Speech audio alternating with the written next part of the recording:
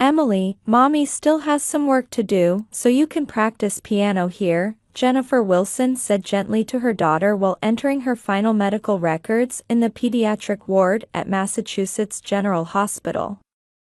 Next to the examination room was a small break room with a digital piano, a special consideration from the hospital. Emily nodded slightly and took out her sheet music. It was the theme song from an animated film. She was scheduled to perform this piece at next month's wedding. Her fingers touching the keys were delicate and slightly trembling. Since losing her father 3 years ago, she had become more introverted. Still, music remained the only place where she could express her emotions honestly. A gentle melody began to fill the room. Jennifer looked away from her screen to watch her daughter from behind. Emily was facing the sheet music with a concentration that seemed beyond her 8 years. Through the examination room window, Boston's cityscape was beginning to be tinged with twilight. With a knock, Sarah from reception poked her head in. "Your mother is on the phone. About the wedding." For a moment, Jennifer's expression froze.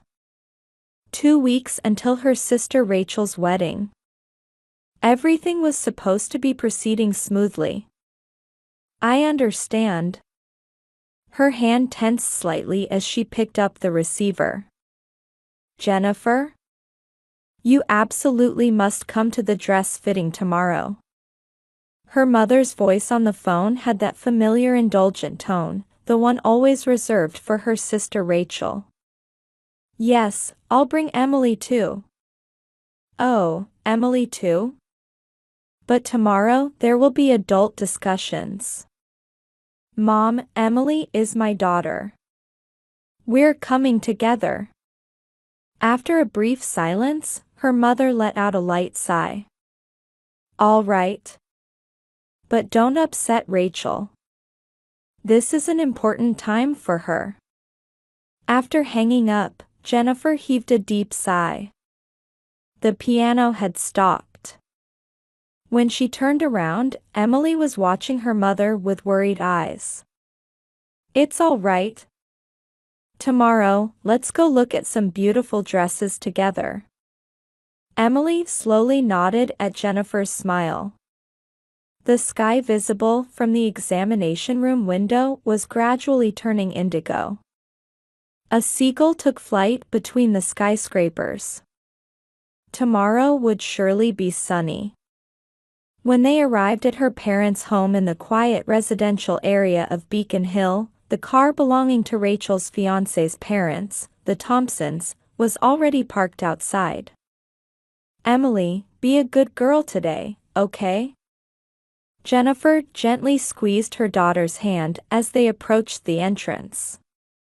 As they opened the heavy door, they could hear cheerful voices coming from the drawing room. "Oh, Jennifer. Emily's with you too?" her mother Martha exclaimed in surprise. In the drawing room, Rachel and the Thompsons were elegantly enjoying tea. "Good evening, Elizabeth." Jennifer bowed her head to Elizabeth Thompson, her future mother-in-law. She came from Boston's elite and was known as a philanthropist involved in children's educational support. "Jennifer, Emily, I'm so glad you could come." Elizabeth's voice held warmth. Beside her, her husband William nodded with dignity. "Big sister. Look at this." Rachel beckoned excitedly. On the table were laid out samples of luxurious wedding invitations. "They're lovely." No other words would come. 3 years ago, when Jennifer lost her husband, Rachel never once came to the hospital. Their parents said, "She has her own way of grieving." But 2 weeks later, she had thrown a lavish party. "Jennifer, sit down."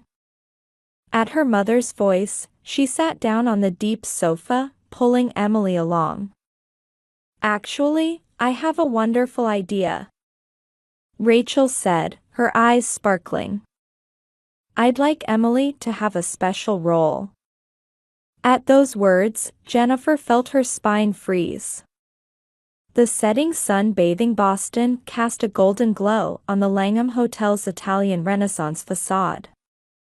Jennifer held her daughter's small hand as they approached the hotel entrance. Emily was wearing an elegant light pink dress and squeezed her mother's hand back, appearing more nervous than usual. "Mom, do you think I can play the piano well enough?"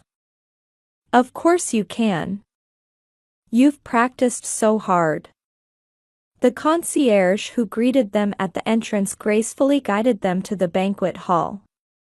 The hallway carpet was deep red, and the walls were adorned with paintings telling the history of Boston since the 19th century.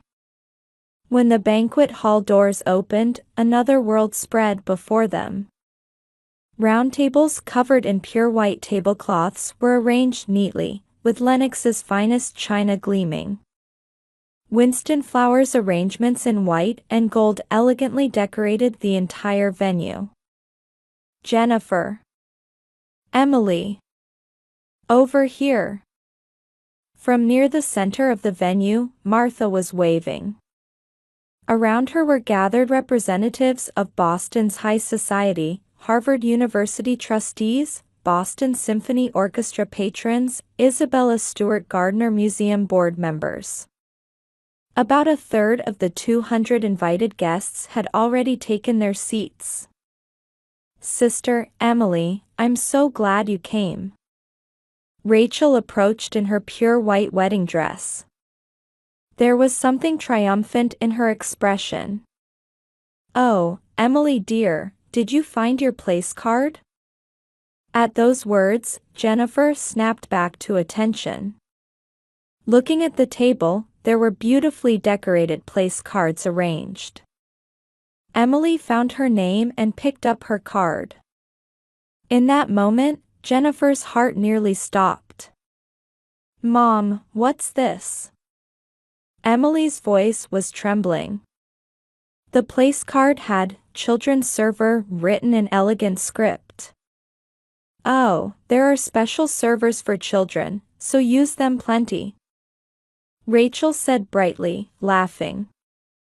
Her voice pierced Jennifer's ears like a sharp blade. Laughter leaked from the venue. Her parents were among those laughing. Large tears fell from Emily's eyes. "We're leaving." Jennifer spoke quietly but firmly. "What?" "Sister, the ceremony is about to." Jennifer looked straight at her sister. There was no hesitation in her eyes anymore. "You're planning to make my daughter your spectacle?" "Spectacle, this is a traditional." "Traditional? Where is it traditional to humiliate children?" The atmosphere in the venue froze.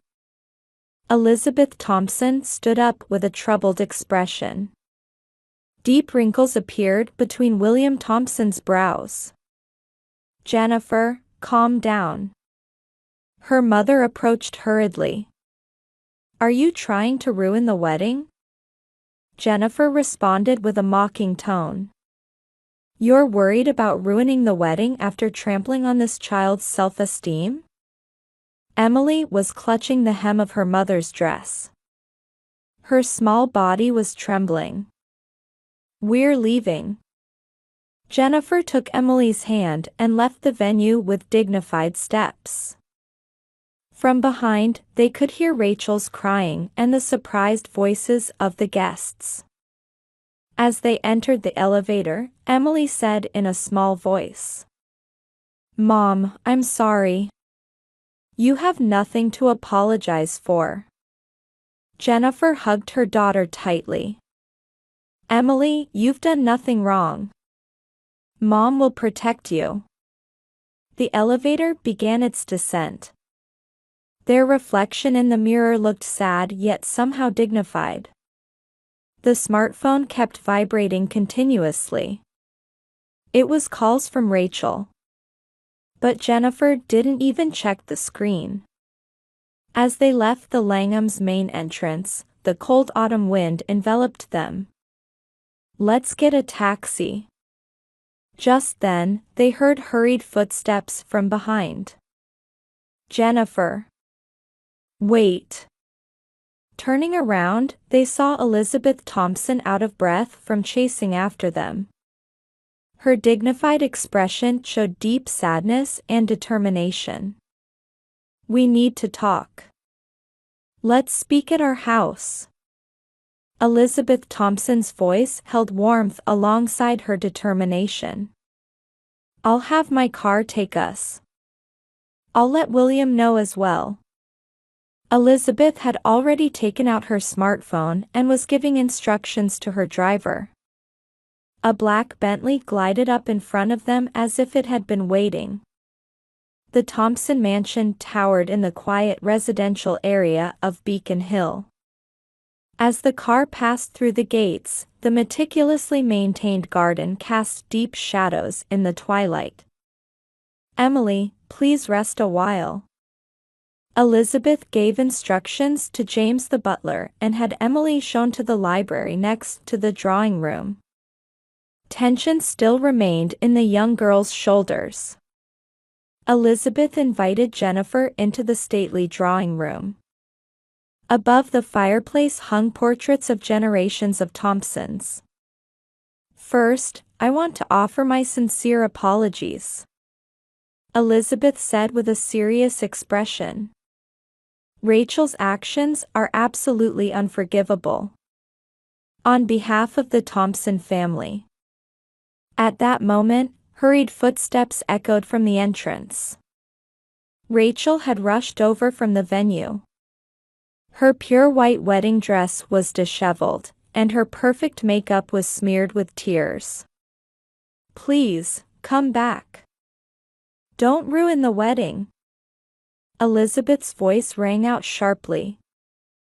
"Do you understand what your actions mean?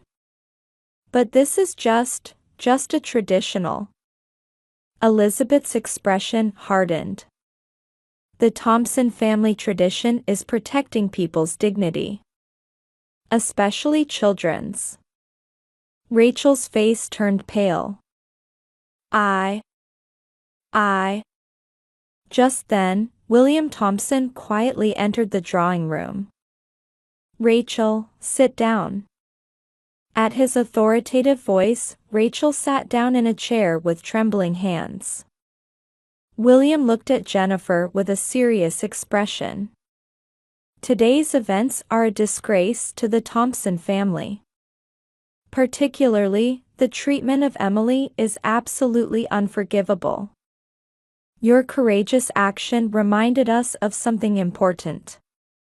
Protecting children's dignity is the true tradition." Suddenly, piano music could be heard from the library. Emily was playing the piece she was supposed to perform at the wedding. The melody singing of hope and rebirth quietly echoed through the mansion. New tears fell from Rachel's eyes. This time, they were tears of remorse.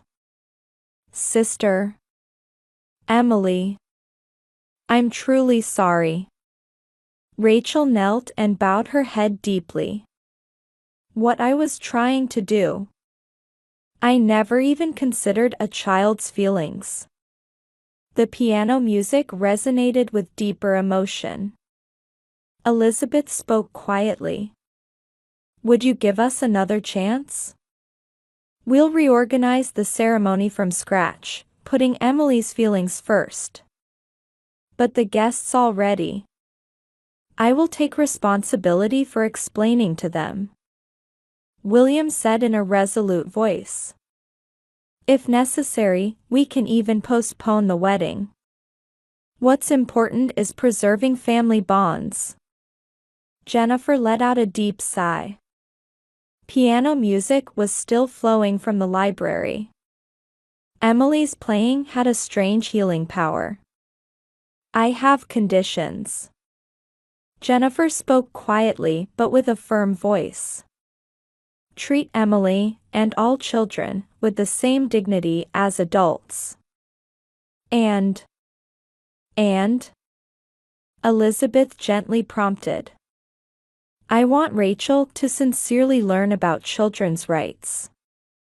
Volunteering at my hospital's child support program for at least 6 months.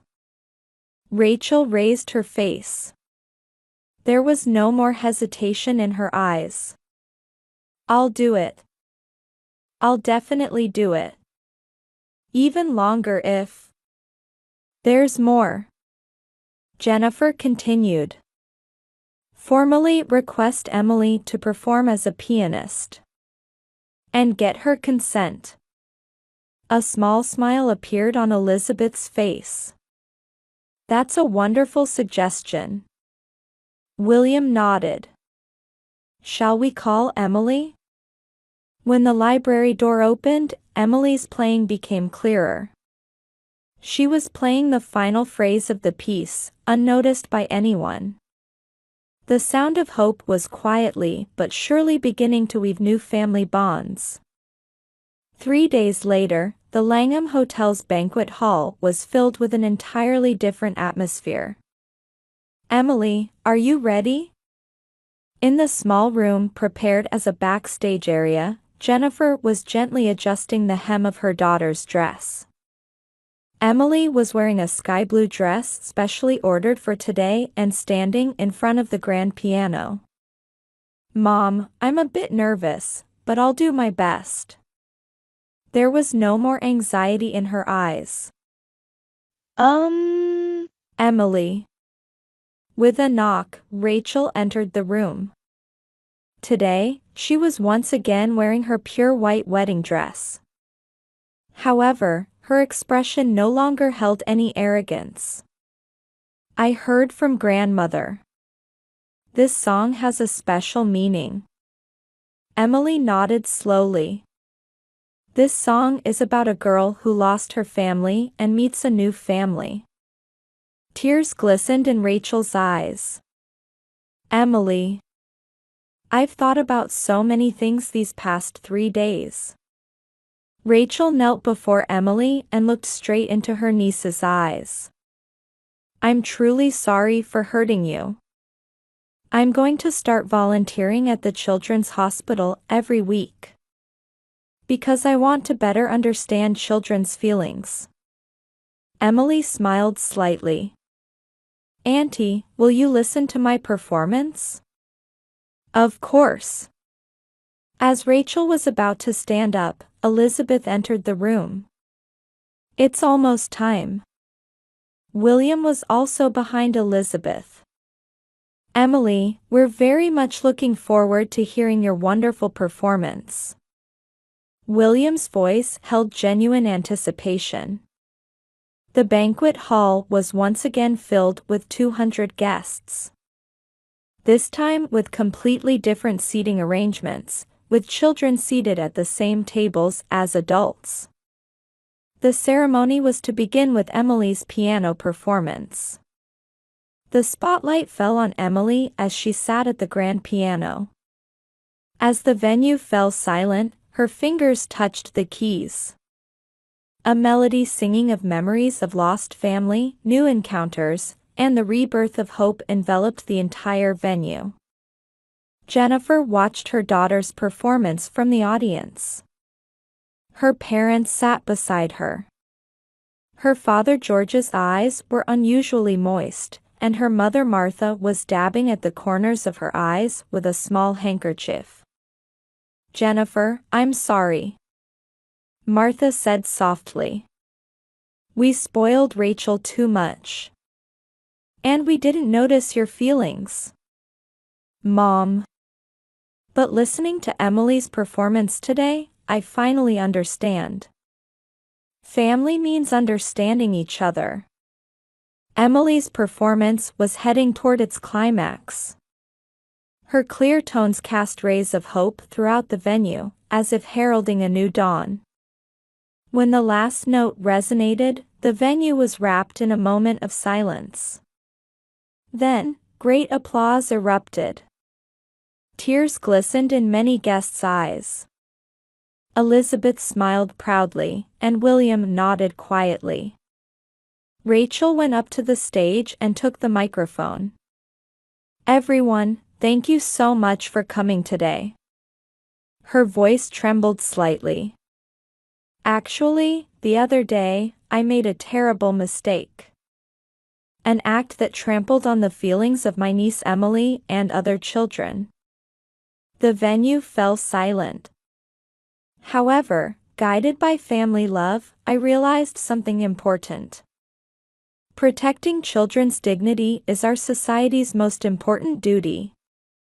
Rachel turned to Emily. "Emily, thank you for your wonderful performance. You taught me the true meaning of family." Emily nodded slightly and smiled at Rachel. The ceremony then proceeded in the truly happy atmosphere of a wedding.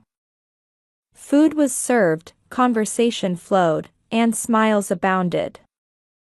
Children and adults alike were equally respected and shared in the celebration. Late that night, Jennifer stood by the window, gazing at Boston's nightscape. Emily was at a table with her grandparents, engaged in pleasant conversation. Rachel approached. "Thank you for correcting me. I'm really starting my volunteer work at the Children's Hospital next week. This time, not just a promise, I truly want to do something for the children." Jennifer looked at her sister. In place of her former arrogance, her eyes now held sincere determination. "Yes, I'll support you." The two gazed at the nightscape in silence. Boston's cityscape sparkled with countless lights, as if radiating hope. On Christmas Eve, snow could be seen falling and accumulating on Boston streets through the large windows of the Thompson mansion. "Emily, that ornament might look better a little more to the right." Elizabeth looked up at the large Christmas tree placed in front of the fireplace, gently speaking to Emily, whom she had come to love like a granddaughter. "Grandma, like this?" Emily carefully adjusted the position of the crystal ornament from atop a step stool. Her expression no longer showed any trace of her former anxiety. "Perfect. Your sense of aesthetics is truly wonderful." Large logs crackled warmly in the fireplace. Portraits of generations of Thompsons hung on the walls, and beside them, a new family photo from the wedding day had been added. "Hey, everyone." Rachel peeked her head out from the kitchen. She had changed completely since beginning her volunteer work at the Children's Hospital. "The cookies the children made are almost done baking." "Oh my, homemade?" Martha exclaimed in surprise. "Yes, I made them this afternoon with the children at the hospital. During the Christmas cookie-making event." "Rachel, you've really changed." Jennifer proudly watched her sister's growth. In the 6 months since the wedding, Rachel had devoted herself to volunteer work as promised. Though she seemed to struggle at first, working with children had now become her life's purpose. The Boston Children's Support Center's board has made her an official position offer. Elizabeth announced happily. "Rachel, that's wonderful." Even William showed an unusually gentle expression. "But what about the advertising agency?" Martha asked worriedly. "I'm quitting." There was no hesitation in Rachel's voice. "I want to work with children. I've realized what's truly important, it's not money or status." Emily sat at the piano and began playing Christmas carols. The clear tones spread throughout the room. "You know," Rachel continued, looking slightly embarrassed, "I've actually started studying music therapy." After hearing Emily's performance, I realized music has the power to heal people's hearts. Jennifer silently embraced her sister. The fragrant aroma of cookies wafted from the kitchen. George smiled peacefully as he arranged the logs in the fireplace. What a truly wonderful Christmas. Tears glistened in Martha's eyes. Hey, Emily. Rachel called out to her niece. Would you perform with me at next week's concert with the children? Emily nodded happily. Yes. You know, I've started composing too. I want to write uplifting songs for the children at the hospital. My goodness, that's wonderful. Elizabeth's eyes sparkled. I was just thinking about starting a music education program for children through the Thompson Family Foundation. Emily, would you like to be part of it? Suddenly, the doorbell rang. Oh, that must be the Parkers from next door. Elizabeth stood up. I invited the neighbors to tonight's Christmas party. Alice Parker is about Emily's age, isn't she? Snowflakes gently danced against the window panes. As Emily's piano music played, each family member carried out their role in preparing for the party. We're truly blessed, Jennifer whispered as she stood by the window, watching the snowy scene. The events at the wedding that day had certainly been a painful experience. But without them, perhaps these warm family bonds would never have formed. Sometimes, the most difficult moments can become catalysts for the most beautiful changes. The fireplace flames flickered quietly, and the Christmas tree ornaments cast a gentle glow. Carried by Emily's piano music, the story of this new family was quietly beginning its next chapter.